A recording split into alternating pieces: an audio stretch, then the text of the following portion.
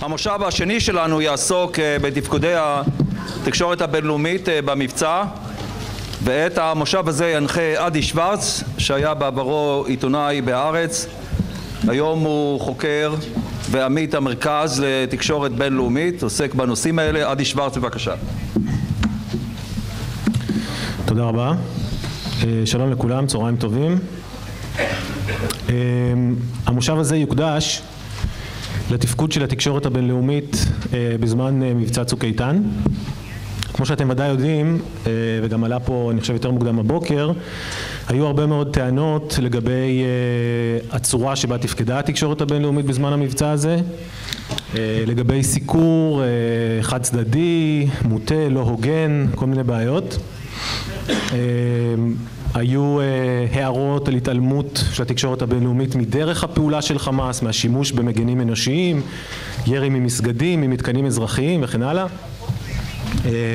היו טענות למשל על הקבלה הכמעט אוטומטית של מספרי הנפגעים האזרחיים, בוא נגיד ככה, שדווחו על ידי חמאס, ועד אפילו טענות לגבי זה שעצם סיבת הפעולה של חמאס צורת הארגון הזה, או בוא נגיד המטרה שלו, איכשהו נשמטה בכלל מכל הסיקור, ואפשר אולי היה אפילו לדמיין שזה סכסוך בין שתי מדינות, ככה אני יודע, ארצות הברית וקנדה או משהו כזה. כל התופעות האלה בעצם הביאו למצב די מוזר, שבו דמוקרטיה ליברלית, כמו ישראל, שהייתה נתונה בעימות עם ארגון פונדמנטליסטי, קנאי מסוגו של חמאס, מצאה את עצמה לפחות בתקשורת המערבית, וזה אני חושב היעד של, בוא נאמר, מאמציה של ישראל, הייתה הרבה פעמים בעמדה של מגננה. אמנם המושב הזה מתעסק בצוק איתן, אבל כמו שראינו רק בשבועות האחרונים, זה לא תופעה שהתחילה ונגמרה עם צוק איתן, ואנחנו רואים כל מיני תופעות שלעיתים חוזרות על עצמן. השבועות האחרונים של למשל תקריות של פיגועי דריסה שמכונים, נאמר בסוכנות Associated Press, AP, כ-car crash למשל, כתאונת מכונית, או כאשר ה-CNN מדווח רק בשבוע שעבר על פיגוע בבית כנסת שבו נמנים ביחד מספר הקורבנות היהודים יחד עם הטרוריסטים הפלסטינים שלהם. זה ממש דוגמאות מהזמן האחרון. אז אנחנו רואים שזה לא משהו שמבודד רק לצוק איתן. כמי שמתעסק בזה גם כעיתונאי וגם כחוקר, אני חושב שחלק לא מבוטל מהטענות האלה מוצדקות כלפי האופן הסיקור של התקשורת. יש בעיות באמת שהן גם מקצועיות, גם אתיות, גם מוסריות לטעמי, ואני מקווה שבזמן שיש לנו נצליח לגעת בכמה שיותר היבטים. בסך הכל הצורה שבה התנהל המושב הזה היא צורה של שולחן עגול, שבאמת נפתח קודם כל בכמה דקות, באמת משהו כמו 5 דקות, שכל דובר, ותכף אני אציג אותם, יוכל להציג את התרשמותו ואת הדרך שבה הוא מסתכל על הדברים, ואחרי זה אנחנו נמשיך באיזושהי צורה של סבב, שכל אחד כמובן גם יוכל להתייחס לדברים שאמרו קודמיו. אני בכל זאת ארשה לעצמי מדי פעם לשאול שאלות מנחות, גם כי יש הרבה מאוד נושאים, וגם כי לפעמים יהיה מעניין לדעתי לשמוע מה אומר דובר זה או אחר על נקודה מסוימת, על נקודה ספציפית.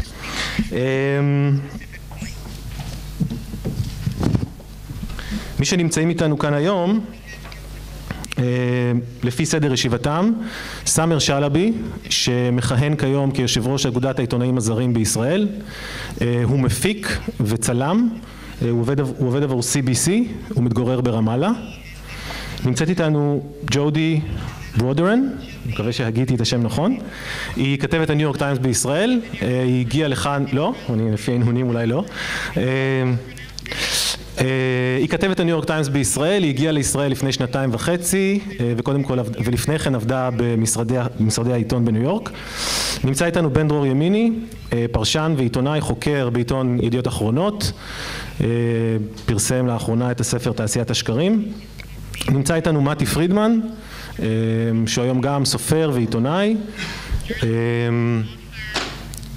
פרסם במהלך הקיץ האחרון מאמר שדובר בו הרבה בכתב העת המגוון טאבלט, כמובן שהנושא שלו היה הסיקור, בעברו כתב של AP בירושלים. גיזלה דקס, כתבת העיתון הגרמני די צייט בישראל, גם היא סופרת ועיתונאית הרבה שנים, ויושב אחרון מר פול הירשזון, שהוא סגן דובר משרד החוץ במשרד החוץ בירושלים. נתחיל לפי סדר הישיבה עם סאמר. אני אנהל חלק מהעניין הזה בעברית, וכמובן כאשר יש לנו מרואיינים שמדברים רק אנגלית אז אני אפנה אליהם באנגלית. אגב, התבקשתי שכל הדוברים ידברו ישירות למיקרופון כדי שאנשי התרגום יוכלו לעשות את עבודתם נאמנה.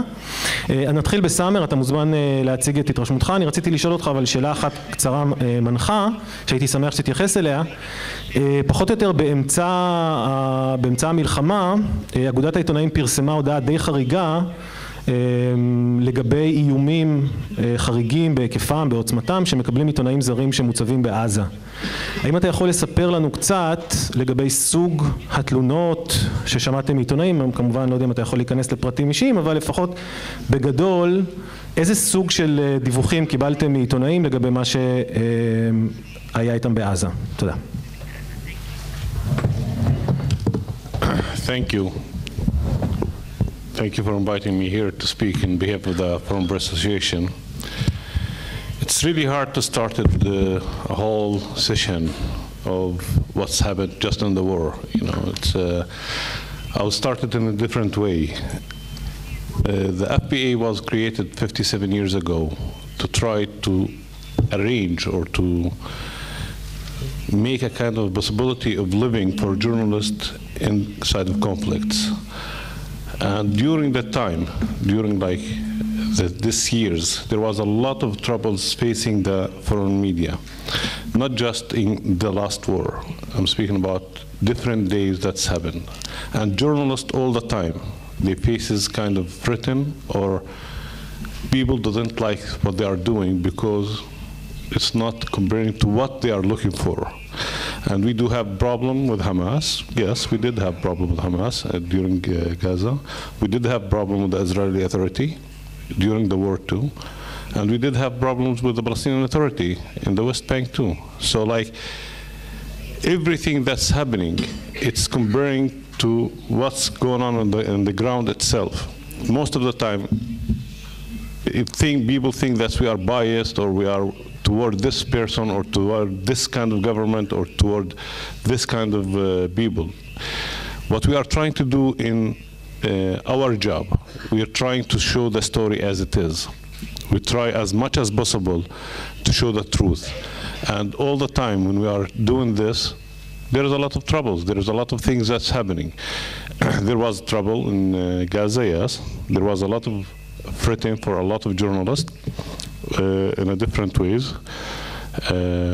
And we did make a statement, and it was a very loud statement happening about what's happening inside of Gaza. But even when you mentioned that reporter didn't mention what's happening in Gaza, I would say no. There was a lot of reports speaking about what we saw in our eyes in Gaza. I personally was in Gaza. I did cover the war in Gaza, and we did film it. We did film rockets firing from buildings, nearby buildings, and we spoke about it. Nothing had been hid in that area. The way it was created, or like the way everyone's looking at it, everyone wants us to be in this side or that side. And this is happening, I think, all around the region. You spoke about CNN. CNN, they did have a mistake, and they immediately spoke about it, and they changed the story about it, and they spoke about the synagogue. And I was myself there in the synagogue, and we covered it. And it was a painful thing that's to be there inside the synagogue where people were killed. So it's not easy to say that, yes, I have to be clear to everyone. Everyone wants this idea. It's not easy. We do our job comparing to what we are seeing in the field. Can you share with us some of the complaints and stories, just generally what the type of complaints you had? There was a lot of complaints, you know, like there was complaints coming that from journalists have been threatened about their reported about missiles being fired from civil areas. There was, and we announced it clearly in our statement. If anyone wants to go to the FPA website, he could see the statement, and the statement's still there. And even during that time, like there was attacked, or like not attacked, there was trying to prevent some journalists to go inside of Gaza, and we are fighting until today. Okay. Thank you. Jody, you're the next one, and just a short question that I would be happy if you can address. During the war, after the FPA published their statement, their open statement, you said that you are not aware of such incidents, and you think that it is a story or a narrative that the Israeli government is promoting. Can you shed some light on the reasons why you thought it should be important that you publish such a statement on your behalf?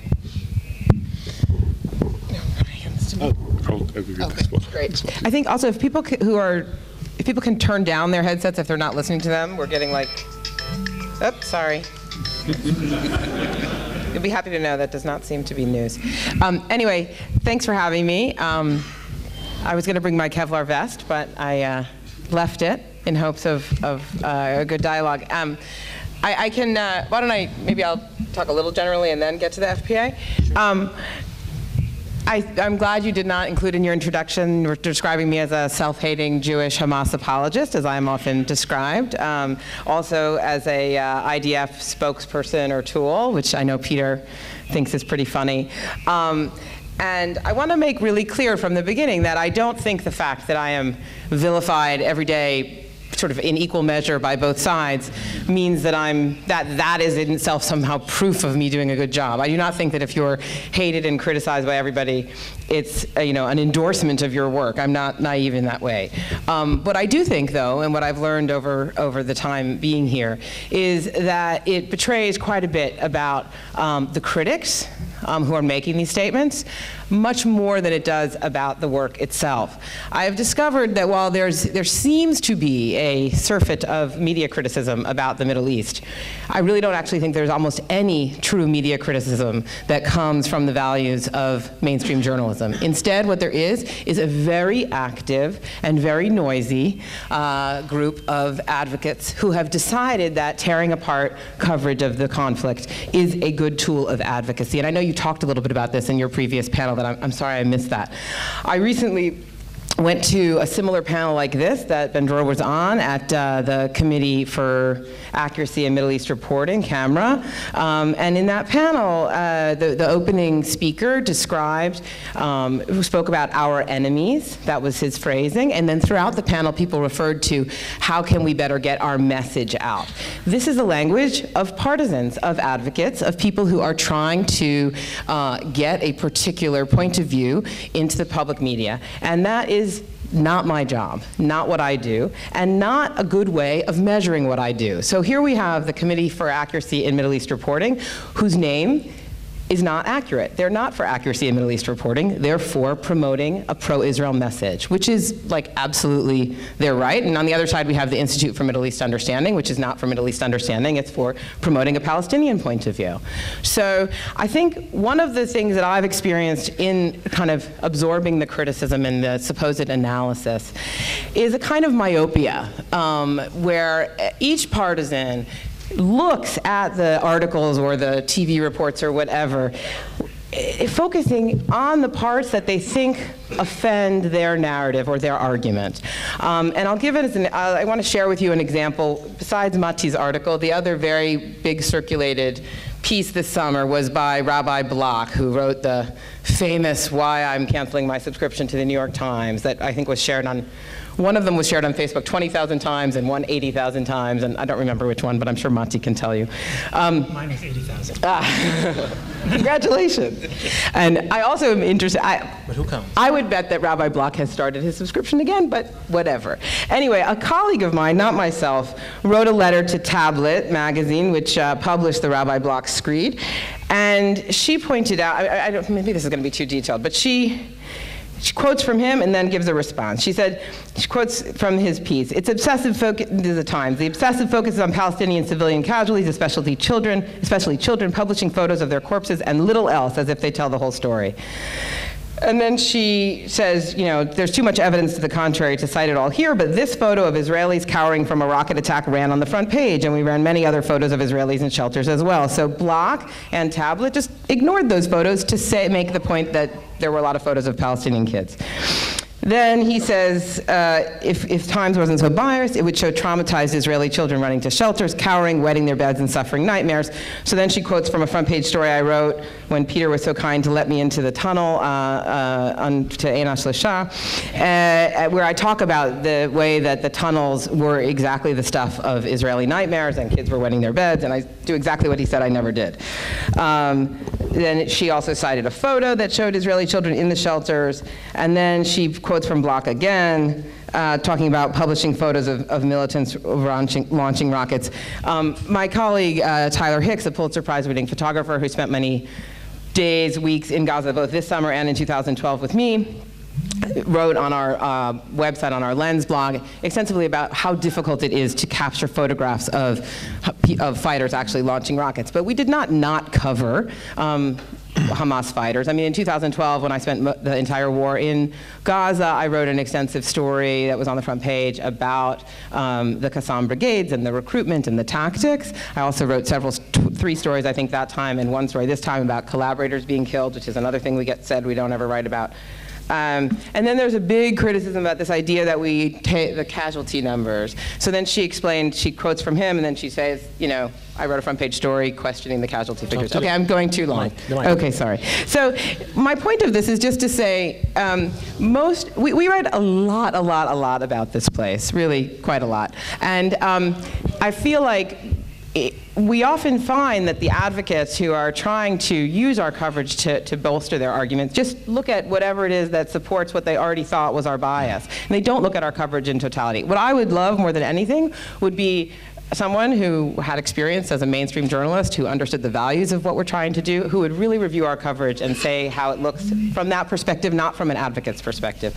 What I find that too many people here want to do is they want to apply, I see things too, I saw something from Camera recently that said, the New York Times had 7 times as many pro-Israel stories as anti-Israel, no, the opposite, whatever. Anyway, but it's all like trying to put this math on it. And I know that I see from my mail, people, there's clearly this scorecard that people are using, and they're looking at these articles and saying, this is good for Israel, bad for Israel, good for the Jews, bad for the Jews. And you know what, that's not how my stories work. And it's not how life works, I'm sorry to tell you. But each sentence in articles that I write can be taken as pro or anti-Israel, depending, sometimes in the same sentence, sometimes depending on the reader's perspective. And I don't think it's as simple as a lot of people want to make it out to be, like, who won this article? Who won this day? That's not how I think. I don't think it's how most of our 30 million readers around the world view our coverage. Most of them are not trying to figure out, you know, was this good for the Jews today? They're trying to just figure out what the heck is going on.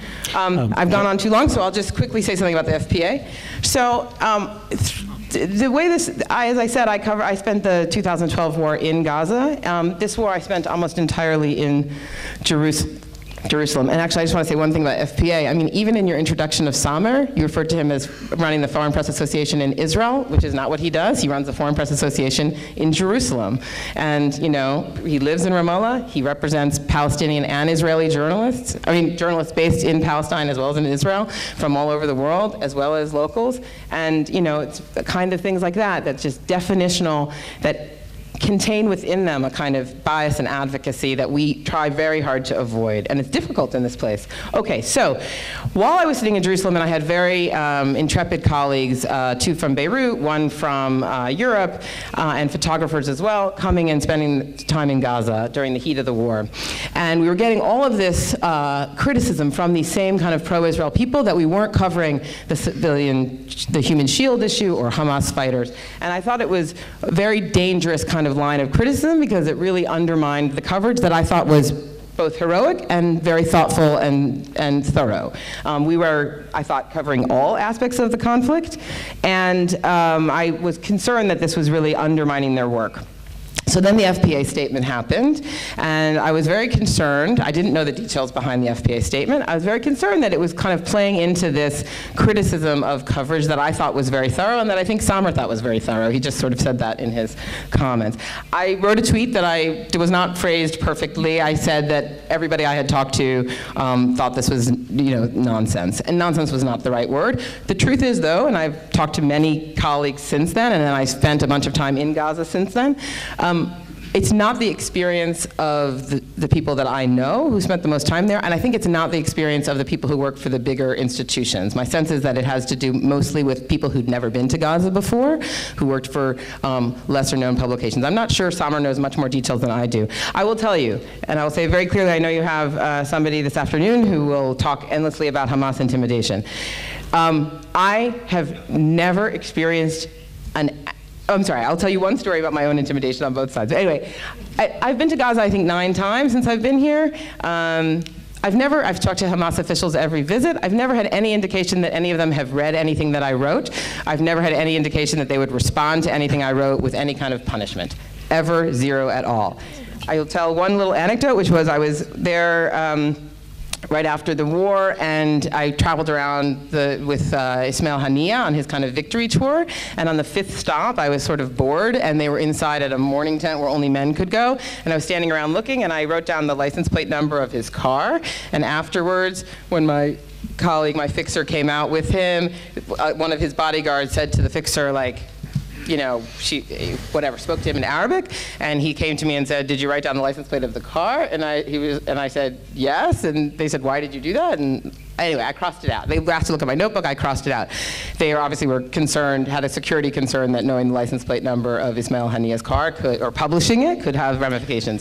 What was funny to me about this, and I'm sorry I'm taking too much time, is that on my way into Gaza during that trip, I was doing a piece about the Erez crossing itself. And so I'd been taking notes in the Erez crossing.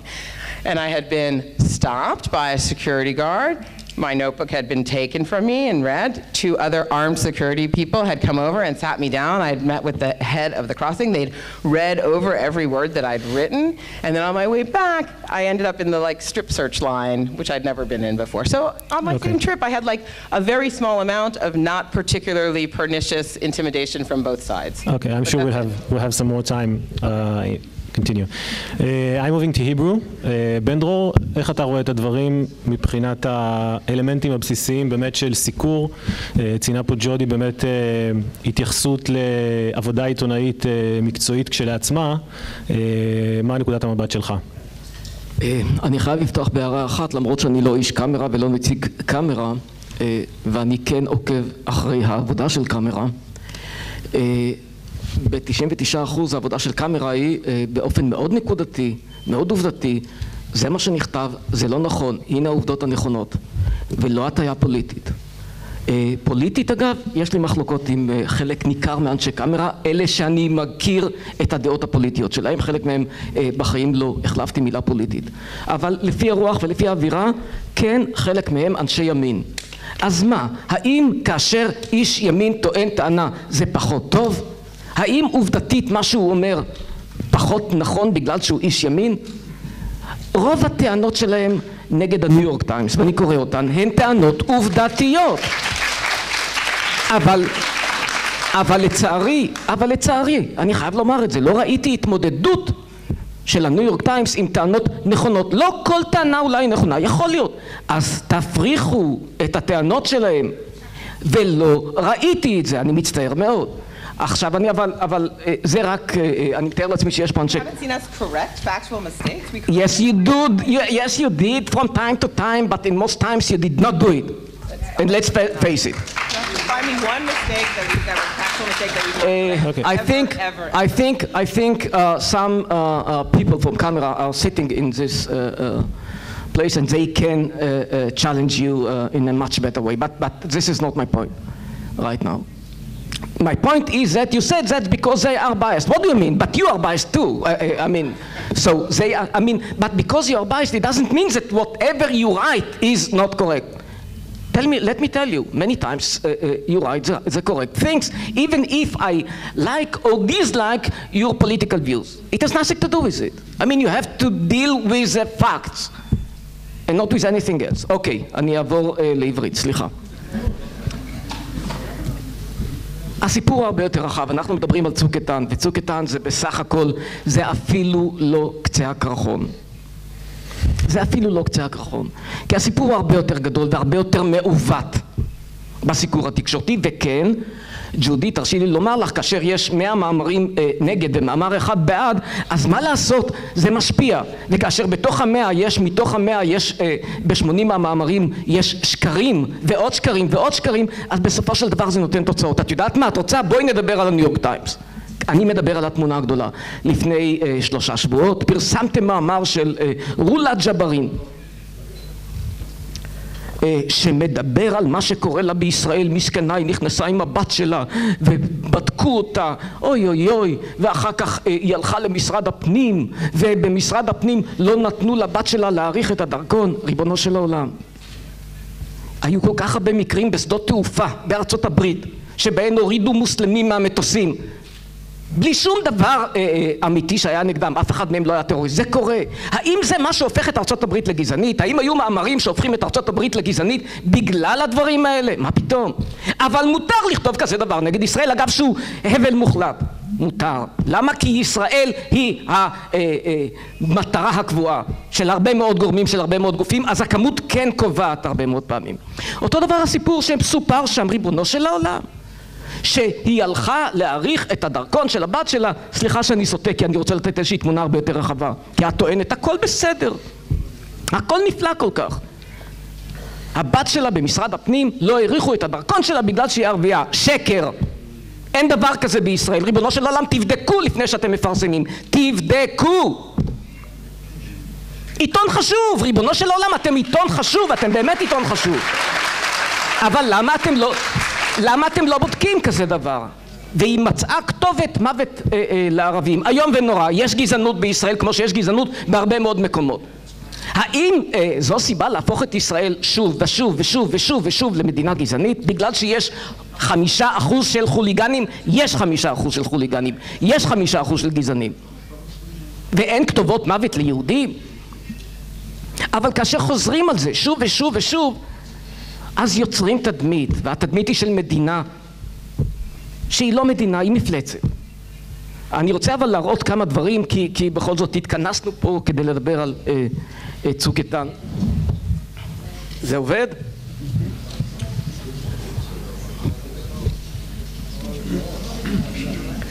הנה התדמית של ישראל. הנה התדמית של ישראל. זה דבר שנכתב באמצע צוק איתן, אגב. קהילת רוצחי ילדים. עכשיו, זה לא מוטיב שהופיע אצלו ורק אצלו, זה מוטיב שהופיע שוב ושוב, אבל זה הופיע גם לפני צוק איתן. ואני לא יודע איך עובדים עם המצגת הזאת, כי זה לא עובד לי כל כך.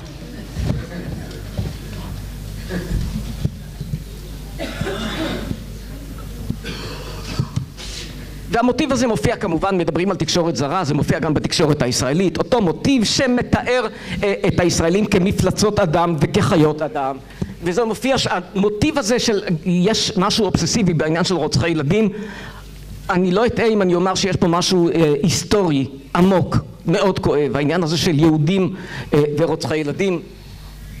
ויש כמובן את השקר הגדול, וזה הכל נובע מתוך איזשהו משהו שהוא הרבה יותר עמוק, השקר הגדול של הנאצים שהיהודים הם מסוכנים לשלום האנושות. והדבר הזה חוזר על עצמו, וזה פורסם לא בניו יורק טיימס אלא בניוזוויק, על איך בעצם היהודים וישראל ביחד הם סכנה לשלום העולם. אותו שקר גדול, כל מי שמכיר את הספרות הנאצית מהתקופה ההיא של שנות ה-30, איך הוא חוזר על עצמו שוב ושוב. והנה הדברים, עכשיו, לא אנשי שוליים, אני נותן רק דוגמאות של אנשים מאוד מרכזיים, איך הם חוזרים על המוטיב הזה של ישראל כמדינה רוצחת, של ישראל כמדינה רצחנית, של ישראל כגורם השלילי ביותר על שלום העולם. וזה נמשך, והיא גם האשימה את ישראל בגלובל וורמינג, אין לי מושג מה הקשר, אבל היא האשימה. ואני מדלג כי אין זמן, אני יודע, זמני מאוד מאוד קצר, אז תרשו לי לדלג על הדברים.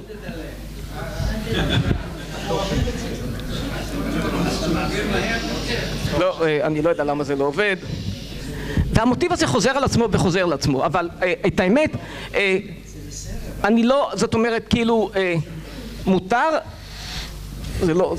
זה צריך להיות הרבה... קדימה? אחורה. לא משנה, אני יכול לעשות את זה גם בלי המצגת, המצגת רק... לא, זה לא חשוב. אוקיי. והמוטיב הזה חזר על עצמו, ובוודאי שבמלחמה האחרונה, ופה ושם היו גם תיקונים, וצריך לומר גם לזכות הניו יורק טיימס, וצריך להגיד גם מילה טובה, ברגע וכבר הדברים עלו כאן, ברגע שהייתה בעיה באמת עם מספרי ההרוגים שהפיץ החמאס, ורק החמאס הפיץ את מספרי ההרוגים, אז גם הניו יורק טיימס פרסם מאמר, רגע, צריך לקחת את זה בזהירות, ואני אומר את זה באמת לזכותו, כי כשצריך להגיד משהו לזכות, אז צריך גם להגיד משהו לזכות. אבל המוטיב הזה של היהודים, של ישראל, ולפעמים אין הפרדה בין יהודים לבין ישראל כרוצחי ילדים, מוטיב שחזר וחוזר על עצמו. עכשיו אני לקחתי את הדברים האלה שחזרו שוב ושוב ושוב ובדקתי, כי מי שמכיר אותי כאן ומי שמכיר את הכתיבה שלי יודע שאני חובב מחקר השוואתי. זה השיגעון שלי, זו האובססיה שלי. מחקרים השוואתיים. עכשיו בדקתי, באותה בריטניה וארצות הברית כשפלשו לעיראק, בדקתי ומצאתי שלפי הפרסומים שם, לא שלי, של גורמים שהם סומכים עליהם, 46% מההרוגים היו ילדים מתחת לגיל 16. לא שלי. יכול להיות שהגזים המחקר, יכול להיות שלא הגזים. לפי הנתונים של החמאס, לא שלי, שאני לא מקבל אותם, אבל לצורך העניין ניקח אותם, כי אין ברירה. 16%. הרבה פחות אגב מההתפלגות שלהם באוכלוסייה. כלומר, אם בכלל יש מסקנה אחת, הירי של מה שעשו כוחות הקואליציה בעיראק היה בלתי מובחן, והירי של ישראל והפגיעה באזרחים הכואבת, המצערת, שכל בן אנוש צריך לבכות נגדה, היה הרבה יותר מדויק. זו הסיבה למשל שדמפסי, מפקד הכוחות המשולבים, רק לפני 10 ימים אמר, אנחנו יש לנו מה ללמוד בישראל, וכמובן שג'ן פסקי מיד התווכחה, מה פתאום? ואז שאל אותה, כתב AP, שאל אותה, רגע, אני לא מבין, הוא הסמכות העליונה אצלכם, אז איך את סותרת את הדברים שלו? כמובן שכאשר הרעיון הוא, בעקבות כל כך הרבה מאמרים, בעקבות כל כך הרבה פרסומים שישראל היא המסוכנת לשלום העולם, התוצאה היא בהתאם. עכשיו, אבל איפה הבעיה שלי?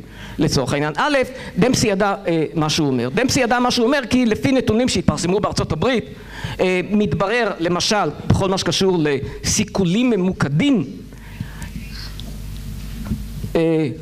ההצלחה שלהם הייתה בפגיעה 12%. כלומר, 88% היו אזרחים חפים מפשע. פרסום אמריקאי.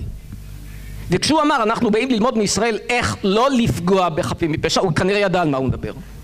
ידע מצוין על מה הוא מדבר. אוקיי, בן דרור, נשים נקודה ו... עכשיו, אני מקווה שבהמשך... יש עוד הרבה.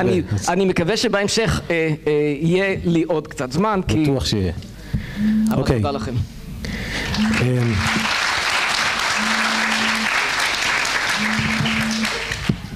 מתי, בבקשה. יש הפרשנות פה ל5 דקות מאוד גמישה. נחזור לפרשנות המסורתית. שעתיים אני מסיים. נחזור לפרשנות המסורתית, בסדר?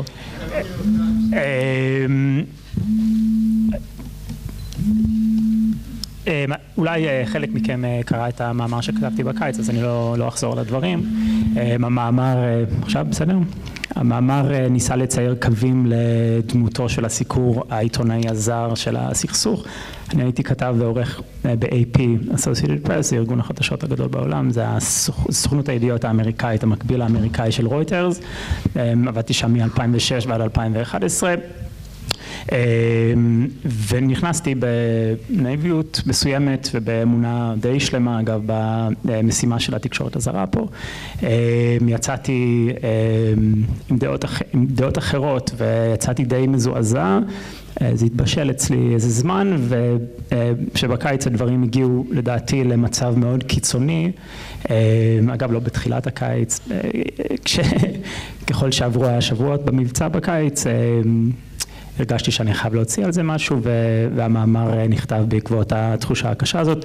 אבל אני רוצה קודם כל להגיד כמה דברים שאני לא חושב, וכמה דברים שלא כתבתי. אני לא חושב שכל פגם במדינת ישראל הוא המצאה של התקשורת הזרה. אני חושב שיש פה הרבה פגמים שהם אמיתיים. אני לא חושב שמדיניות ממשלת ישראל חכמה במיוחד או חסינה מביקורת, להפך.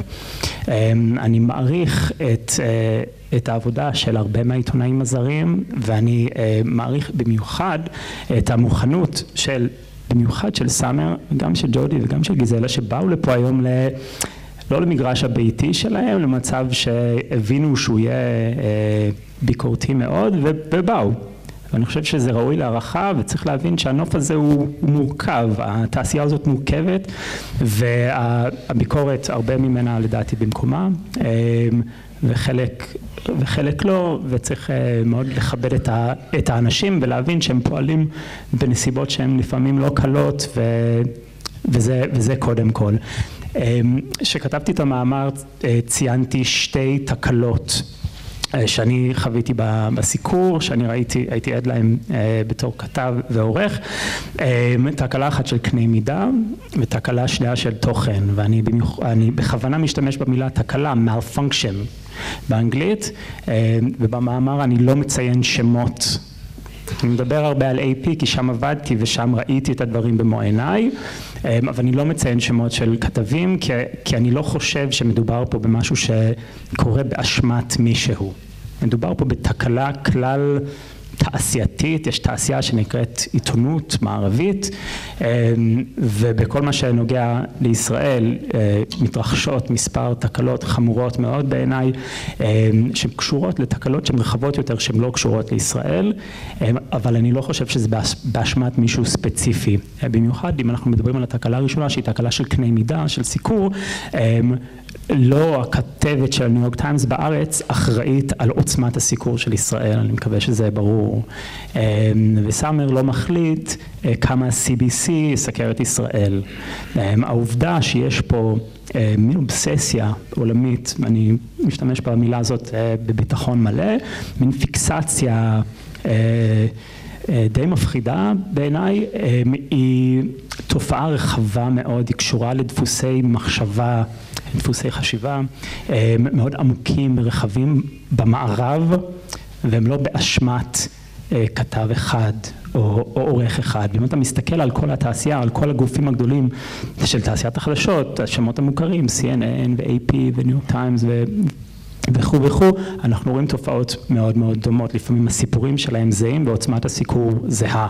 וראינו את זה מגיע למצב די קיצוני בקיץ. בקיץ הזה היה לנו את בוקו חרם בניגריה, הייתה את עליית המדינה האסלאמית בעיראק וסוריה, היה לנו, אם אתם זוכרים, מטוס אזרחי שהופל, סיפור שתפס כותרות במשך אולי 4-5 ימים, לפני שעזה השתלטה חזרה על הכותרות. אז במציאות כזאת אנחנו צריכים להבין שמשהו פה השתבש. משהו במנגנוני הוויסות של התקשורת השתבש, והתשומת לב שמוקדשת למקום הקטן הזה ולסכסוך הזה שהוא קטן מספרית, הוא מטורף. הוא מטורף והוא דורש הסבר, שהוא לא יהיה, לדעתי, הסבר עיתונאי. ולכן גם בתגובה למאמר שלי, אף אחד לא בא עם תגובה בשפה עיתונאית. אף אחד לא אמר, לא, תקשיב, מתי. העובדה של-AP תמיד היו יותר מ-40 אנשי צוות בירושלים, ובן אדם אחד בחצי משרה בסוריה, שזה המצב, עד שפרצה שם מלחמת האזרחים, אף אחד לא אמר, תקשיב, זה הגיוני, ואני אסביר לך למה, כי ברור שזה לא הגיוני. יש כל מיני ניסיונות למצוא הסברים למה המקום הזה כל כך מעניין, לי יש הסבר משלי, והוא במאמר, אז אני לא אחזור עליו, אבל בגדול לדעתי זה קשור לתפקיד המסורתי של היהודים, בתור אילוסטרציה של כישלון מוסרי. זאת התיאוריה שלי באופן כללי, אפשר לקרוא את המאמר ולהסכים או לא להסכים. התקלה השנייה, דיברנו על קנה מידה של סיקור, המקום הזה, רק שתבינו, אני חושב שזה הרושם שיש להרבה מאיתנו, הוא נכון, המקום הזה מקבל יותר סיקור מכל מקום אחר בעולם, בגדול. המשרדים של התקשורת הזרה פה, דווקא לא של הניו יורק טיימס, אבל של AP ואחרים, באופן מסורתי הם המשרד הבינלאומי הגדול ביותר של הארגונים, באופן כללי, יותר סיקור פה מאשר בסין, בסין יש 1.3 מיליארד אנשים שחיים תחת משטר טוטליטרי, הרבה יותר סיקור פה מאשר בקונגו, מספר מתים בקונגו, פעם האחרונה שבדקתי 5 מיליון, וכו' וכו'. המספרים פה הם קטנים, כן, ב-2013 נהרגו, שזו השנה די שקטה, נהרגו פה 42 אנשים בסכסוך הגלובלי, החשוב ביותר, הסכסוך הישראלי-פלסטיני, נהרגו 42 אנשים, שרק לשם השוואה זה מספר אנשים שנרצחים כל חודש בשיקגו. וזה לא משתקף בסיקור. נהרגו 2,000 אנשים פה בקיץ, בעזה, טרגדיה, אגב, נוראית, והמון אנשים חפים מפשע. בארצות הברית, בשנה שעברה נהרגו 12,000 באלימות שקשורה לכלי נשק, 30 אנשים ביום. אז משהו בראייה של העולם, משהו בתפיסה של העולם, שפה יש סכסוך, ופה יש רצח, ובמקומות אחרים אין, משהו פה טעון הסבר. הסיפור, אם אנחנו נוגעים ממש בקצרה בתוכן, הסיפור שמספרים פה, התוכן שנכנס לתוך הקנה מידה המעוות הזה, התוכן הוא מעוות לא פחות, כל ההיסטוריה וההקשר שבהם הסכסוך הזה קורה נמחק. אז יש לך תיאור של סכסוך שהוא ישראלי-פלסטיני, בעיניי זה פיקציה. יש פה סכסוך יהודי-ערבי שנמשך כ100 שנה, הוא כמובן התחיל לא רק לפני שנכבשו השטחים הפלסטינים, לא רק לפני שהשתמשו במונח פלסטינים, אלא הרבה לפני שהוקמה מדינת ישראל. מדובר פה בסכסוך שהוא במהותו בין 6 מיליון יהודים ישראלים שגרים פה ל300 מיליון ערבים שחיים מסביב, ובאופן רחב יותר מיליארד מוסלמים. התקשורת הזרה מתקשה לחבר בין הסיפור הזה להקשר ההיסטורי, לסכסוך שהתחיל לפני 67, ומתקשה לחבר אותו לנוף האזורי. כלומר, אם אנחנו מסתכלים על צפון עיראק וסוריה, ואנחנו רואים עלייה של אסלאם רדיקלי ודחיקה החוצה של מיעוטים, לדעתי זה קשור במובן הכי עמוק למה שקורה פה, הסניף המקומי של האסלאם הרדיקלי, שמו חמאס, והיהודים הם אחד מהמיעוטים המזרח תיכונים, אגב, המיעוט המזרח תיכוני אולי הוותיק ביותר, ואנחנו מתמודדים, כמו כל המיעוטים באזור, כמו הכורדים, כמו היזידים, כמו הנוצרים, עם עלייה של אידיאולוגיה שהיא מאוד מפחידה. אנחנו שלא, כמו המיעוטים האחרים, יש לנו יכולת להתמודד עם זה לבד צבאית, מה שלא מאפיין את רוב המיעוטים באזור, חוץ אולי מהכורדים, שאגב גם הם לא מצליחים להתמודד עם זה לבד. הסיפורים האלה קשורים, אנחנו, אם היינו עכשיו יוצאים מהמקום הזה, מבר אילן, היינו מגיעים עד ארוחת ערב לחלב, היינו מגיעים עד בגדד בחצות בערך, כלומר זה פה, הכל קורה מסביבנו פה, ואחד הפגמים המרכזיים בסיקור זה אי היכולת לחבר בין הדברים, והתיאור של הסכסוך הזה כמעין מחזה מוסר שבו יש צד חזק שלא באמת רוצה שלום, שהוא רודה בצד חלש שיש לו שאיפות רציונליות ודי מתונות, ולכן הפרשנות המוטעית של המקום הזה בכל העולם, יש לי עוד הרבה להגיד אבל אני אפסיק. הזווית שלך, משרד החוץ? But when on my first of 15 interviews with Al Jazeera, when the very first question I receive is from the journalist on Al Jazeera, she says to me, I know that they kidnapped and killed 3 of your teenagers, but I didn't pay any attention to what came after the word but. You see, she's far more professional than I am, and she knows exactly what she's doing. And when she presents it to me in that way, and this is Al Jazeera owned by Qatar, who funds Hamas, all I have to do is agree with her and say to her, absolutely, what do you want from us? They kidnapped and killed 3 of our teenagers. I honestly can say I was here for Amud Anan for whatever we called in English, pillar of defense. A couple of years ago, I was a serving diplomat in the United States for the previous one, cast lead. Peter, why do we choose these names? And I can say that the level of antagonism in the media was actually significantly lower this time round, believe it or not, than in previous rounds. Not only that, we follow in the Foreign Ministry, we follow a number of the TV channels, or not only, but the TV channels relatively closely. And I can tell you this, in Operation Protective Edge, the people who gave us the most coverage, over 5 hours a day for 50 days, were France 24 and Al Jazeera, and that sounds like an incredible amount, but it's only 75% of the amount of daily coverage that they gave us for the pillar of defense. And BBC and Sky and CNN went down to somewhere between 50 and 60% of the daily coverage that we received in Pillar of Defense. And I won't even talk about Fox News, who went down to something like 30%. They were completely bored with the subject. There is an obsession, there's no question that there's an obsession about Israel or about the Middle East conflict. You see it in the numbers. We're number 3 after Washington and Brussels for the highest number of foreign press corps anywhere in the world. Given that the United States is 320 million people and the European Union is 500 million people, and we're a city-state of not yet 9 million people, per capita we generate more. We sell more advertising in the media than any other subject in international relations. We generate more employment than any other subject in international relations. We are the single most sexy subject in the world, and that's a fact. That's not necessarily good, and that's not necessarily bad, and it's just something we have to live with and deal with it.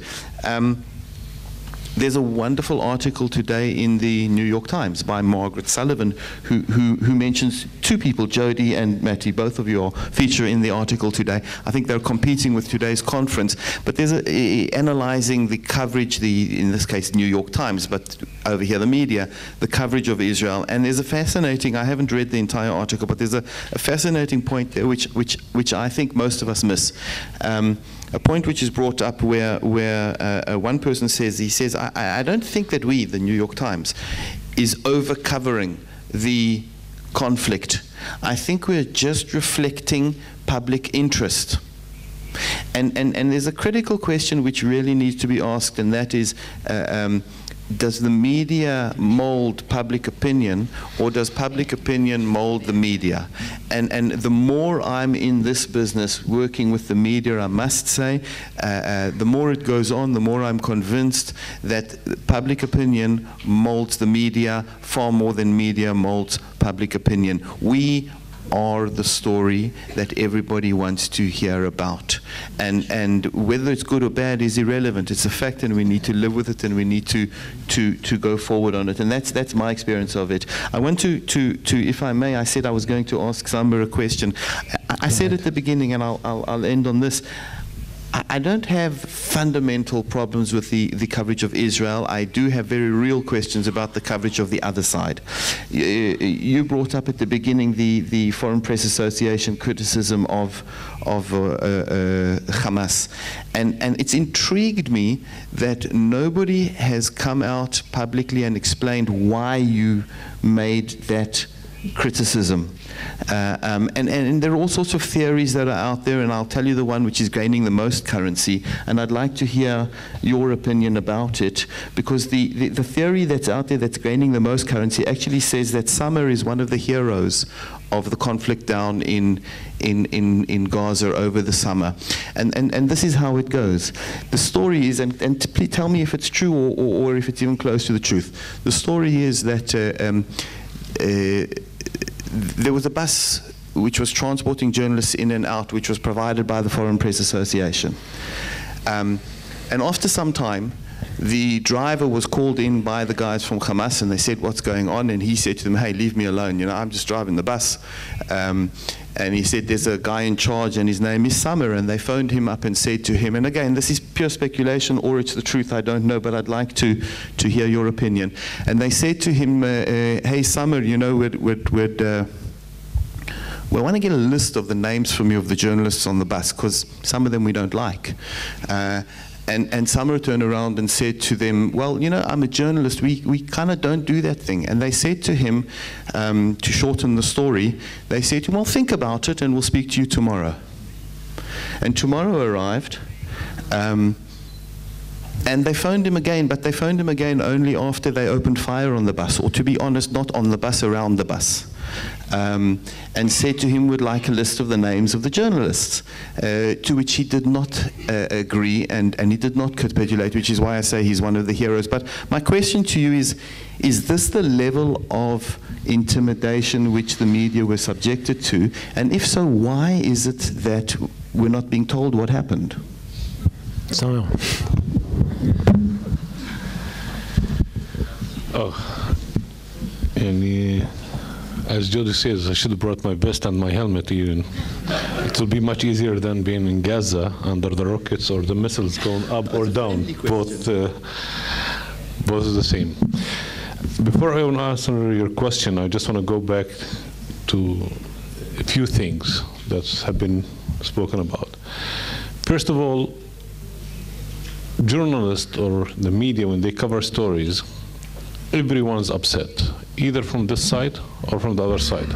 And all the time, when we cover a story, there is somebody who doesn't like what we are saying in that story. And we are not magicians that we find everything. We dig as much as possible to find the truth and to show it. Now, it's really hard to say that I will convince the whole world of what I'm saying, because no one have the opportunity or the ability to convince everyone. And all the time what we are trying to do is just to show what's going on in the ground. And both sides, and the major issue here is there is a conflict. As long as there is a conflict, there is one side is upset from what you are saying, either here or there. During Gaza war, and which is like, goes to your questions, Hamas was upset from the coverage of the foreign media. In the same time, the Israeli government or the authorities was upset from our coverage. So, are we right or we are wrong? This is the question. We try as much as possible to show the whole world what's going on in both sides.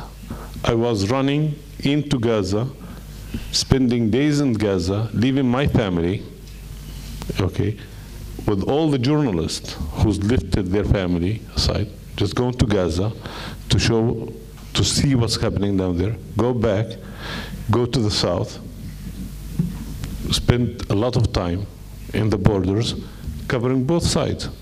And most of the time, there is somebody who's not happy with what we are saying, or what we are filming, or what we are showing. So it's not an easy situation for journalists to cover this story. To your question, yes, it's a Sweetie tour bus, called Sweetie tour bus. It was, we've been in areas when the army told us that we are not allowed to go in because there was no coordination for anyone to go in, and I interfered there, and I found the bus. I brought the bus with the coordination of the army. It's not my job, not to the Israelis, not to the Palestinians at all, to give names or to... Israel had a list of everybody who came in, right? Israel, they are sitting in the borders. They are controlling everyone who's going in. But it's not my job to tell who's coming, who's not. Not for the Israeli side, not for the Palestinian side. So the question was like, should the FPA work for both sides? No, we are not working for any side. We are working for the media. We are working for trying to help journalists to go in to cover the story. This is what we try to do. We didn't try to make any pressure, not in the Israeli side or in the Palestinian side. no, this person is not allowed to. Yes, he's allowed to. No, we didn't interfere in anything. Peter was there during the whole time. We never been involved with any names. It's not our responsibility to give the authorities names or who's allowed, who's not allowed. The difference between what's happening in the two borders, there's no people in the other side. Okay. In the bus about the attack, I was in one of the traveling days in the bus coming back, and there was a lot of shooting around the bus, but not just only from the Palestinian side or from Hamas, from both sides. And we witnessed it and we saw it. And I was in direct touch with the army. And they says, don't care, keep going, تمشيخ, אל תדאג, הכל בסדר, בבקשה, תעבור. לא, תעמוד. Every single step. So I could say, yes, Israel was attacking us. I didn't say it. I could say, wow, Hamas was attacking us. There was nothing direct toward the bus to say that I was target in that bus. But as you know, and everyone knows, it's our responsibility when we make the decision to go to the war zone, it's our own responsibility to take the risk. And we know that we took the risk. A lot of people will say, wow, it was safe. No, no one could say it was safe to go to any kind of conflict. We were standing, interviewing Mr. Peter in the border, and suddenly a mortar just in front of our heads. So imagine that we are on the border on the Israeli side, and everyone will think it's safe. No, it's not safe. Wherever you go to cover the conflict, and you know that you are going to a situation it's dangerous. It could cost you something. And there's a lot of journalists have been killed. There's journalists have been wounded. So we know exactly what's going on. The major issue, I just want to go back to my colleagues here. In conflicts, the story is not easy to be measured comparing to other countries. I'm not able to measure a story that's happening inside of Israel comparing to what's happening in the United States. It's not easy. The United States is a state. It has its own rules. There's no conflict inside of it. When they go to election, they go all of them as a part. There is no different sides of it. There is no Muslims, no Jewish who's fighting for this part or that part. There is no Arabs, no Israelis, no Palestinians, no. So when there's a conflict, you search and dig for different things.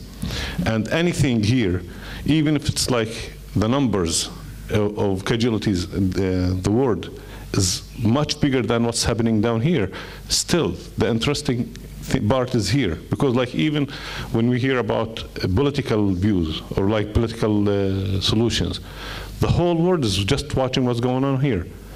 When Kerry is just traveling, imagine how many journalists is running out just to understand exactly what he wants to say. Who's going, he's seeing this person? No. He's seeing the Prime Minister.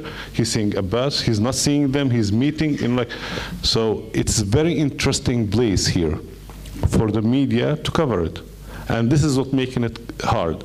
And still, I would just finish here, it's hard to make everyone happy. Thank you. Samer, I just want to thank you. I just want to clarify, was that the incident that you just retold, was that the trigger for that famous statement? No. So what was about the statement, and you even asked me about the statement, I was interviewed more than 50 times in televisions and radio and even newspapers speaking about that statements happened against Hamas. There was few of our members who called us and sent us emails, shows different kind of threats that they did receive, and comparing to that we did act, which is exactly how we acting daily.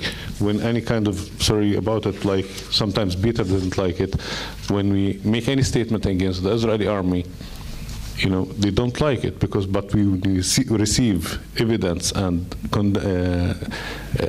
things that's happened with our journalists in the field, we make a statement, which is the last one was about the foreign ministry when he called us as a terrorist.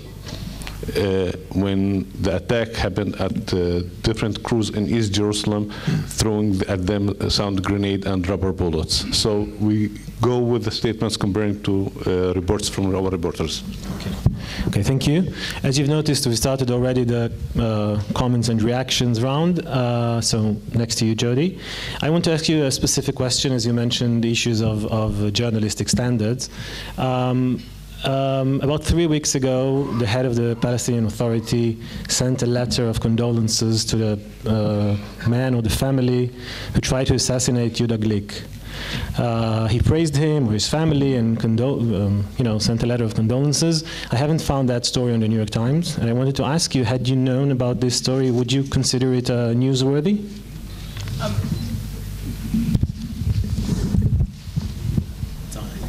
I mean, we certainly do know now about it. I think we did not know immediately, and we haven't tried incredibly hard, but I don't know that I'm not sure how many people have actually seen this letter. I know, and I was asked by an Israeli official whether it was actually sent, whether it's real. I don't actually know. I think it obviously has generated quite a lot of anger in Israel. We have, and you know, I'm not sure whether, I know we haven't written a story about it. I think it's possible we have mentioned it, but if you've checked, okay. Not in your engine search. But one of the things that I would like to, I guess what's interesting is that in addition to that, of course, there's also been a number of speeches by President Abbas in the last, say, 2 months that have been, that have inciting comments about defending the mosque and things like that. And we've quoted them, I don't know, 5, 6, 7 times. And I get mail every day asking why I don't quote them. It just doesn't, I don't know what to say about it. Like I do. And I send them back the answers. And people, you know, want to see what they want to see. But anyway, the answer about the letter is that I haven't seen it. I don't have it. So there's that. I guess, do you want me to? Yeah, you can continue. I mean, you can, if you have anything to say more about. Well, I have a few thoughts about what other people have said. I mean, one I think that's really interesting about what Paul said, and this may be different from Samer's experience, but I think it's really interesting to me that Paul said he didn't really have a lot of complaints about the coverage of the war. And I would say that, you know, the people who I've not heard from in 2.5 years, by and large, about our coverage are government officials on either side, or political officials on the Palestinian side. I think I've had maybe 2 complaints from the Israeli side about a couple of stories.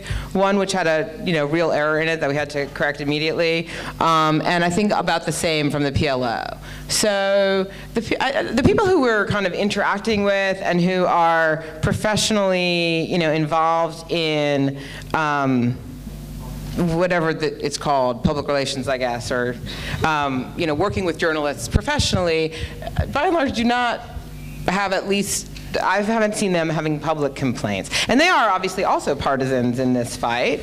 But there it is. It's interesting to me. And I guess I'll say 2 more things. One has to do with on the proportion argument. I mean, some of what Mati has said, is really very much not true about the New York Times, and I think he even said that. I mean, our coverage of our staffing and our coverage of the Syria crisis and our staffing and our coverage of China are in both cases larger than our staffing and here. But I think the more interesting question is this question that Paul and Mati both got onto, into sort of which comes first, sort of interest or coverage. And I guess I would, I think there are a few really important reasons why the coverage of this place is so intense, by the New York Times at least. The first is, this is just, this is a piece of a space, a piece of land, an idea that the world's 3 major religions have been fighting over forever. And that's, the perfect journalistic situation. It's a thing that people around the world care desperately and passionately about and are in conflict over. Endless source of stories. So that's number one. Secondly, I think it's really important to know that as far as which comes first, the United States government is intimately involved here financially, politically, foreign policy-wise, and has been for a long time. And I think we're kind of reflecting that rather than driving that. And also, you all have been extremely you have been the beneficiaries of the American obsession with this place. If you drive around this campus, you'll see many buildings named for generous Americans who have donated buildings here, and that's true all over the country. There are people who are very interested in this place. They have given money to it. They have come to visit it. They have worked here as activists on either side of the conflict. There is a lot of activity and interest here by the West, and we are, I think, reflecting that largely. And I thought I had one more thing to say on the proportion, but I can't remember what it was, so I'll get back to it if I think of it. And what else was I going to say? There was one other thing. Oh, I've only been here for 2.5 years, and I've only been doing foreign reporting for that time, but I've actually been a journalist a very long time, 30 years. I started when I was 13, and I've really been doing it like almost full time since then. I was thinking a little bit I've been thinking a lot about Mati's piece. And one of the things, when I read it, I remembered that Mati had come over for a dinner that I gave for Tom Friedman a few months ago. And one of the things he'd said that had stuck with both Tom and I because it was so powerful was we were talking about the difference in Israeli perceptions. When was this? January or something. It was like long before all this latest craziness happened. The perceived threats, the intensity of the perceived physical security threat that Israel was so focused on and also very, very engaged in dealing with, and the other threat that we hear sort of Tzipi Livni and Peter Beinart and other people talk about, the threats of delegitimization, the threats of Israel losing its ability to be a Jewish and democratic state long term. And we were trying to understand, trying to break that down a little bit. And Mati talked very personally and very powerfully about what it means to have raising children in Jerusalem when Aleppo, it could be a kilometer away, I think was how he said it. And it stuck with both of us about the just very present physical danger. And one of the things that I thought when I was reading Mati's article, which really mostly was not about the coverage of the conflict, really was mostly about Mati's experience at the AP, which I very much respect, but is not reflective of my own experience at the New York Times. Anyway, there was one thing I felt was I felt that as I was reading it, I understood that Mati was an Israeli, and that he was a professional journalist who did share a lot of understood the values of the AP and mainstream journalism, the kind of journalism that I practice, but he also was an Israeli whose kids go to school in Jerusalem and who was afraid of Aleppo being a kilometer away. And I think that is a huge benefit to his writing. In terms of bringing that perspective, and as many of you know, we have Israelis on our staff as well, and I think it's very important, but I also think it's very different from what an outsider thinks. And the reason I brought up that I did this in high school and college is because I remember, and I hope this comes out right, because I'm afraid it's going to sound insulting, and I really don't mean it to be. I remember in high school and college, people who were like players on a basketball team or something would offer to write stories about those teams, and we would say no, thank you. We'll have a sports reporter cover those games. I was involved in 2 very serious student newspapers, so I think one of the things that's really tough about this place, for readers in particular, I'm not really focused on Mati, I'm really focused on all of you, is you're all players on the team. You really are. And I think that's not really true in the United States, because there's not a lot, we talk every day here about existential threats, and I believe them, and I understand that it is virtually impossible to live here and be a citizen of this place, or to live in the Palestinian territories, and not feel that you have a key, passionate, personal stake in the outcome of this conflict, and therefore in the outcome of every little battle in the conflict, and therefore in how a story may tilt one way or the other. But you are players on the team, and we're not, and we are not writing for players on the team. And I think that this is just it's very hard, I think, for people to see the difference, because this is... Okay, just a second. Okay. I've really never heard, that's okay, we don't have to, okay. Just a second. I don't mean to be condescending, but it's what I hear also from Israelis and Palestinians all the time. Jody, there's just one thing I want to clarify back to my question about the letter. If you knew it was true, would you consider it newsworthy? Yes. I don't know that I would have written a story about it on itself, but I think I would have included it in... Have you tried to verify it independently? I have not personally tried. I think Isabel did try, but I'm not sure. I don't think we have tried particularly hard, and I don't think this is, I'm not very proud of that. I think we could have included more about this. But I don't think the idea, the larger idea that we somehow ignored everything that the Palestinians are saying about Israelis has any merit at all. Okay, Ben Dror, please. הדברים לא פשוטים, הדברים לא פשוטים, כי יש פה סכסוך, וכשיש סכסוך בין שני צדדים, אז יש ויכוח. ואז מגיע השלב שבו הרבה אומרים, וזה הדבר נשמע ברמות אלה או אחרות, גם בעולם, גם בכיסוי העולמי, גם כאן. תראו, יש קיצוניים בשני הצדדים. אתם מכירים את ההגדה הזאת, אומרים עליה גם בהקשר הפנימי וגם בהקשר החיצוני. יש קיצוניים בשני הצדדים, והנה פתרנו לעצמנו את הבעיה. זה גם נשמע טוב, אגב. זה גם נשמע מצוין, כשאתה הולך לעולם ומספר, איזה יופי, תראו, יש קיצוניים בשני הצדדים, אתה יוצא מאוזן, אובייקטיבי. הנה, מישהו שאפשר לדבר איתו. אבל, אין שקר גדול יותר מזה. אין שקר גדול יותר מזה. ולמה אין שקר גדול יותר מזה? כי, ופה מגיע הסיפור, מה אתם לא מספרים, אתם בתקשורת העולמית. זה לא רק אותו מכתב של אבו מאזן, שזה נכון. ובהחלט, כאילו היה מאוד יפה מצידך, ג'ודי, מאוד כן מצידך להגיד שיכול להיות שהיא צריכה להתאמץ יותר, ואני מקבל את זה באמת בהערכה. לא בזלזול, בהרבה מאוד הערכה. את עצם העובדה שאת יושבת כאן ואומרת, יכול להיות שהייתי צריכה לנהוג אחרת, באמת. אבל יש פה סיפור מקרו הרבה יותר גדול. כי החמאס באופן קבוע, אבל באופן קבוע, משדר, לא רק באמנה שלו שכולם כבר כאן מכירים אותה, אבל משדר באופן קבוע, גם בתוכניות הילדים שלו, שיש להשמיד את היהודים. ואחר כך מספרים לנו, תראו, יש קיצוניים בשני הצדדים. עכשיו, לא שאין קולות כאלה אצלנו אגב. אני אומר, גם אצלנו, בצד הישראלי, יהודי, יש קולות כאלה. אבל כמה הם, ריבונו של העולם? חבורה של כמה מאות בפייסבוק, ויש כאלה והם מתועבים בעיניי. אבל הרוב הגדול לא חושב שצריך להשמיד, לא את המוסלמים ולא את הערבים ולא את תושבי עזה. והרוב, כאן, הרוב של הימין והרוב של השמאל, כואב לו, אבל כואב באמת על כל ילד שנפגע בעזה, אבל כואב באמת. אבל שם, קיצוניים משני הצדדים, יש חגיגות ומחלקים סוכריות ובאים להשוות. אין מה להשוות, אני לא רוצה את ההשוואות האלה, כי ההשוואות האלה הן לא הוגנות, הן חוטאות לאמת. הן חוטאות לאמת כי אין השוואה בין שני הדברים. רוב הישראלים מחפשים פתרון, אז יש להם דעות פוליטיות כאלה או אחרות. לקאמרה יש דעות פוליטיות, אגב, שהן לא הדעות שלי והם יודעים את זה. אני מאלה שמחפשים, אני יונה קיצונית, מי שמכיר את הדעות שלי. אבל מה זה קשור בכלל? זאת אומרת, כאילו, אבל יש פה סכסוך שאין בו קיצוניים משני הצדדים. מה פתאום? מה פתאום, ריבונו של עולם? יש קיצוניים בשני הצדדים באופן ארטילאי, אבל לצד אחד זה פחות או יותר בין 80 ל-90%, וצד אחד זה משהו כמו 5%. עכשיו,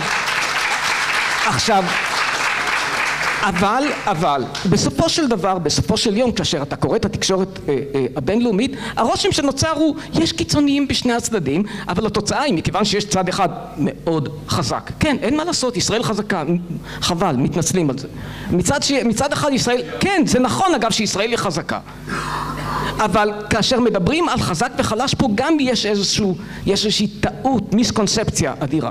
למה יש פה? כי אנחנו יודעים שגם רוסיה, המעצמה לא הצליחה להכניע את צ'צ'ניה, ואנחנו יודעים שגם כן באיזה מחיר דמים היום ונורא צבא ארצות הברית הכניע את פלוג'ה ולא באמת הכניע בסופו של דבר, ואנחנו יודעים טוב מאוד שגם צבא ארצות הברית הגדול והענק לא הצליח להכניע את הטליבן. יש פה קונפליקט אסימטרי שהוא בעייתי, שהוא קשה, ששום מדינה, גם לא ישראל, לא הצליחה לפתור את הבעיה של איך אתה מתמודד עם זה.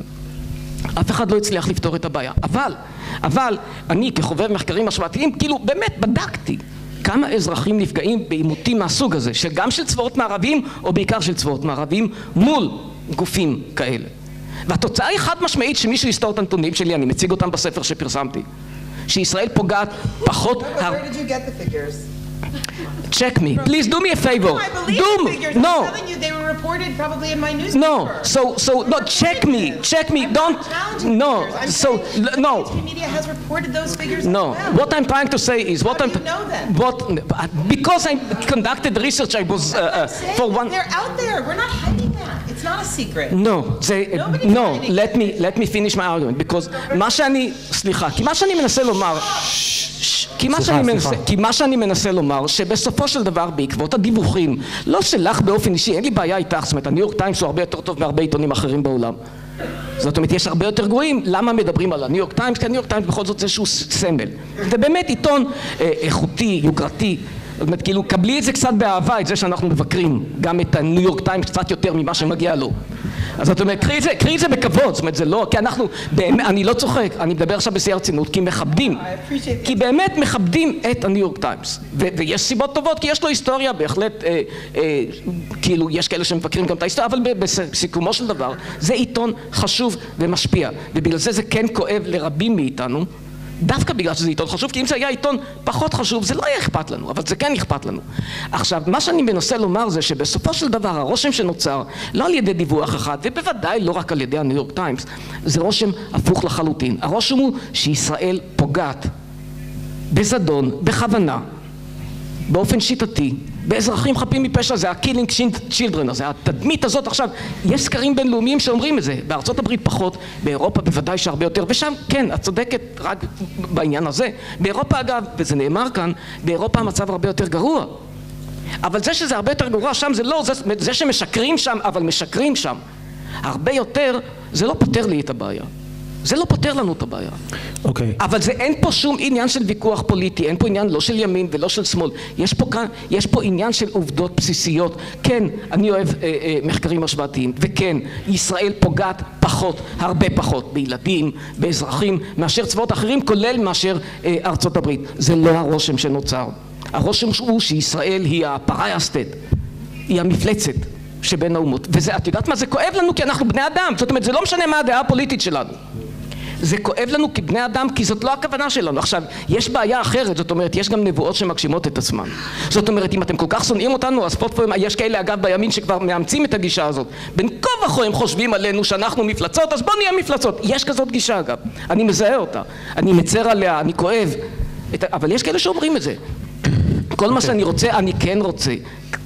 קצת יותר, לא, אל תאהבו אותנו, אבל קצת יותר דיוק. איך אמר צ'רצ'יל, אנטישמיות זה לשנוא את היהודים מעבר למה שמגיע להם. אז זאת אומרת, כלומר, אני מבין שזה חשוב, אני מבין שישראל חשובה, ואני, כאילו, את כל הדברים האלה אנחנו מבינים, אבל נקודה. אוקיי, לא נשאר לנו הרבה זמן. מה שהייתי מבקש זה שמתי וגיזלה ופול, נכון? אנחנו רוצים ממש תגובה קצרה של דקה או שתיים, וננסה גם לקחת מספר מצומצם של שאלות, אז ממש תנסו לשמור את הדבר, מאוד לדייק ומאוד מרוכז. בבקשה, מתי. דקה או שתיים בנוסחה של הפאנל זה 10, 15 דקות, 17 דקות. 6-7 שעות. לפי הנוסחה, 6-7 שעות. אני אתייחס לכמה, ממש בקצרה, בדקה או שתיים. אז שאלת הביצה או התרנגולת זו שאלה מאוד מעניינת. האם העניין הציבורי דוחף את התקשורת, או האם העניין התקשורתי דוחף את אני חושב שלתקשורת יש אחריות. יש המון עניין ציבורי בפורנוגרפיה, למשל.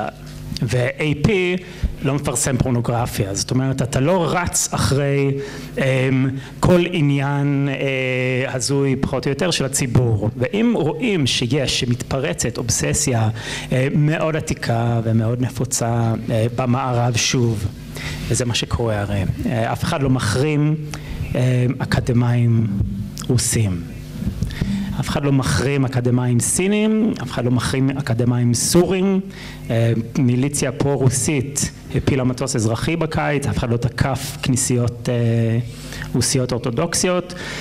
כלומר, יש פה, במובן הכי ברור, כן, ולא ניתן למחלוקת, התפרצות של סנטימנט מאוד עתיק בעולם המערבי, ואם אתה רואה שזה קורה, אז באחריותך בתור עורך או עורך של עיתון, לשים לב טוב טוב לסיקור שלך, ואם הסיקור שלך של מלחמה די קטנה במונחים עולמיים תופס 60% וזה מחמאה, זה לא הרבה, כאילו 60% מהסיקור של כל העולם ברשת כלשהי, אז יש לך בעיה, אתה צריך לעשות סטופ ולשאול מה תפקידך בכל הסיפור הזה, האם קנה המידה הוא הגיוני ואם התוכן הוא הגיוני, והתשובה לשתי השאלות האלה היא לא.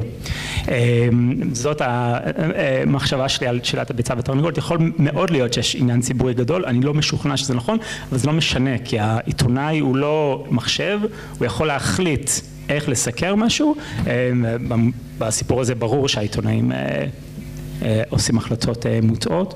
בעניין ההפחדה של עיתונאים בעזה, אני חושב שהסיפור פה הוא די פשוט, כך פשוט שזה די מפתיע אותי שזה בכלל הופך לנושא לדיון. מי שמפוחד בעזה זה הצוותים המקומיים של התקשורת הזרה, שעושים 90% מהעבודה של התקשורת הזרה בעזה. אין איש חמאס שעומד ליד כתב שוודי. לא. אני אתן לך... This is wrong. אוקיי. I would like to speak here about... Wait, let me finish. I'll let you. I promise. Let him finish and then you... I'll say it in English. When I was an editor at the AP, I personally, and this is in the essay, I personally struck a detail from a story because our reporter had been threatened.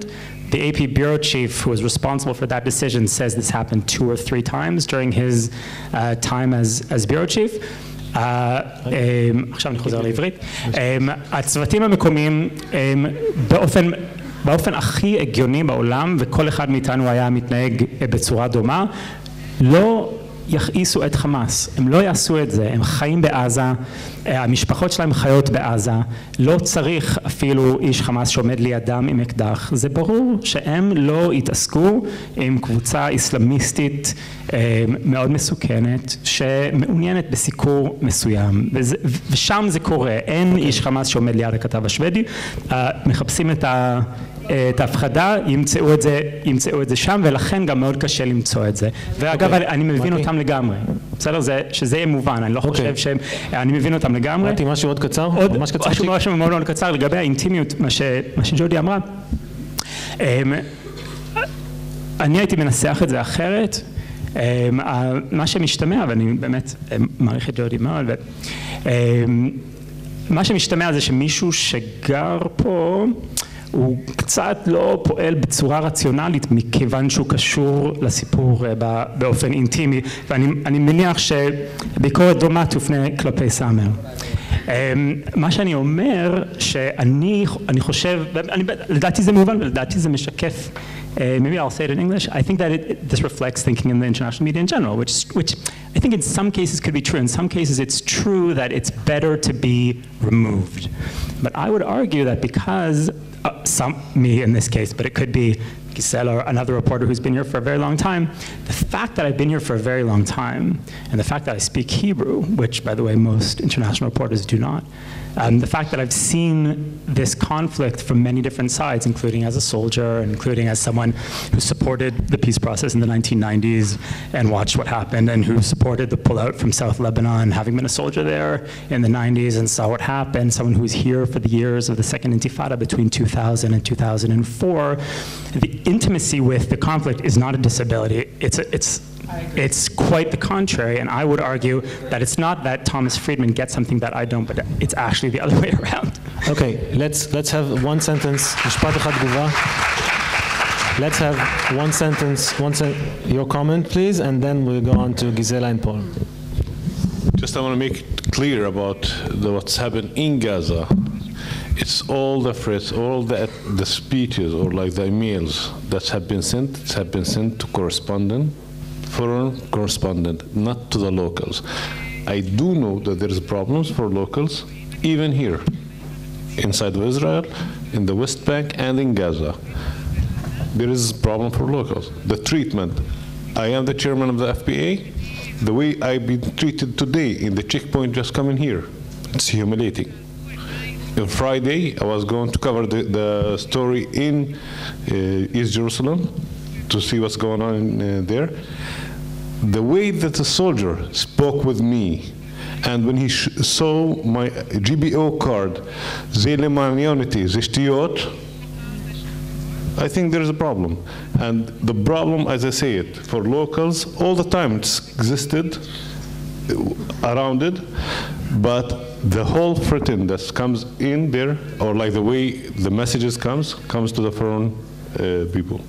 First of all, I mean, I would just like to make clear, זה בושה וחרפה, כמובן שמתייחסים ככה במחסומים, אבל, but it doesn't, your coverage of Israel, you will not be punished for coverage of Israel, but the local staffer who lives in Sijaiya cannot report certain things, and he also cannot complain to the FPA. So the fact that you got complaints from foreign correspondents makes sense, but it's because the Palestinian staffers who do, again, 80–90% of the work of the foreign press in Gaza, not only can they not report freely, they also are not going to approach the Israeli FPA and complain. Okay, we have to put let's, Gisela, please. Just have a few. I just have to, quickly. I'm sorry about it. It's okay. I am considered as a local for the foreigners, if they will consider me as I'm a local. Even in the West Bank and in Gaza, I'll be considered a local. I was in Gaza and I did cover Gaza. And we show everything inside of Gaza. The idea is for journalists, or like for the way of working, you have to show everything as it's happening in front of you, or to dig for it. Now the different kind of threat that comes, totally like, how to say it, there is a lot of people who are afraid or who live in some kind of fear, trying to hide things, having the imagination of maybe somebody will come to attack them. And it did happen. No one could say it didn't happen. It did happen in the West Bank, even, not just in Gaza. So like things could happen. And there's a lot of people who feel like if they will do something, it could affect them. But for the foreign media, no. Even like when things happen, like when I go to Gaza, I never stopped for doing something or to dig for a story that we are building. I think that's, even my colleagues here will agree with me, that's all the time we are doing stories. We are showing it.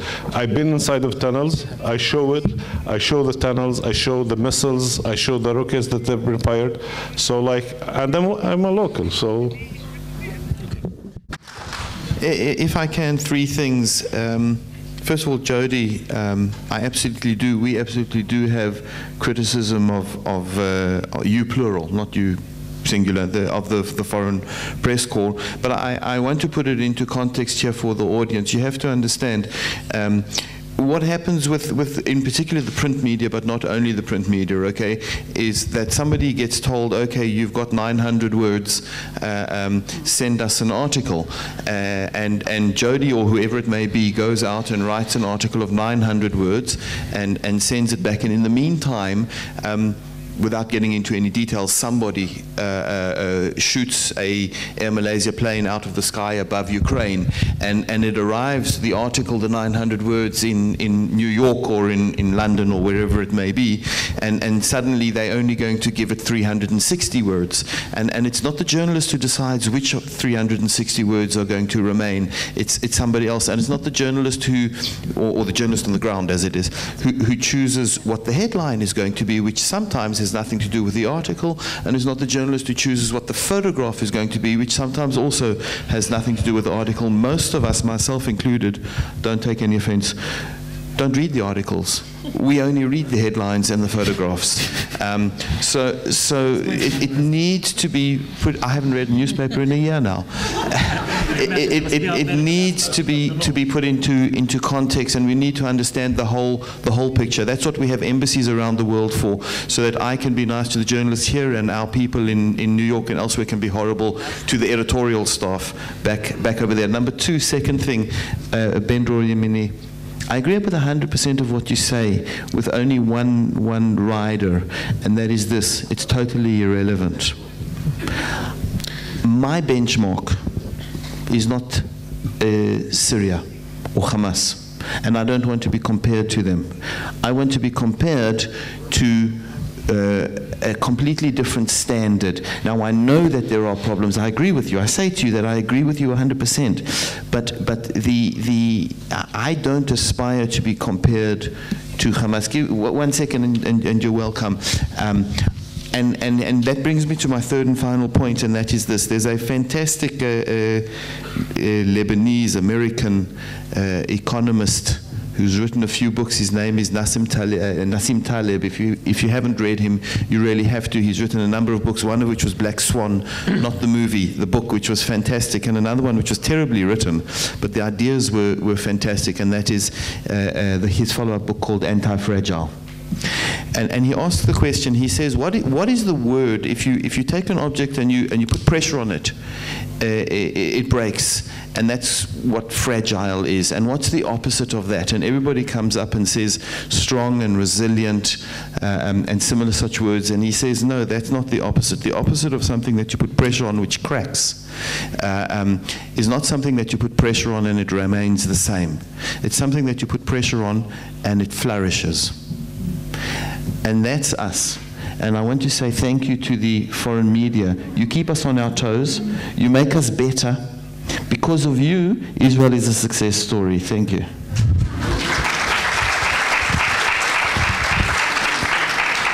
Okay, so just quick comment to Bendro and then Jimmy. תשובה קצרה. א', המחקרים ההשוואתיים שלי לא עוסקים בהשוואה בין ישראל לסוריה. רגע, לא. גם כאן אמרתי שההשוואות שלי הן גם לארצות הברית ולנאטו. אולי לא הקשבת טוב, אבל זה מה שאמרתי. זה דבר אחד. דבר שני, השאלה שלך מזכירה לי סטודנט אמריקאי שבאחת ההרצאות שלי בארצות הברית קם ואמר לי, תשמע, יופי שיש לך כאלה השוואות, ובהרצאות שלי אני מציג את אותן השוואות, ואז הוא אומר לי, למרות שבהשוואות שלי יש גם את ארצות הברית וגם את נאטו, but we hold you for higher standards. I hold No, wait. Me too. But we hold you for higher standards. אנחנו מחזיקים מכם כבעלי סטנדרטים גבוהים, זה גם מה שג'ין פסקי חוזרת ואומרת. והתשובה שלי אליו הייתה, תראה, קצת נמאס לי. ולמה קצת נמאס לי? כי לידך יושבת מישהי עם החיג'אב. יש לי אליך, וידעתי שהם באים מה-JSP וכל הקבוצות האלה שאתה מכיר. אמרתי לו, יש לי בקשה אליך, תשאל אותה, איך קוראים לה? פאטמה. Please ask Fatma.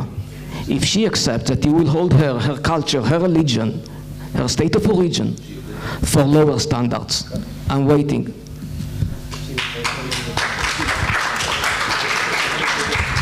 Okay, Jody, do you want last comment? I think maybe I wasn't clear before, so I just want to clarify one thing, which is just that I completely 100% agree with both Matti and Gisela that not only being here for a long time, but being a citizen of the place that you're covering is a huge benefit, and I think it's important for us at least to have a mix of outsiders and insiders.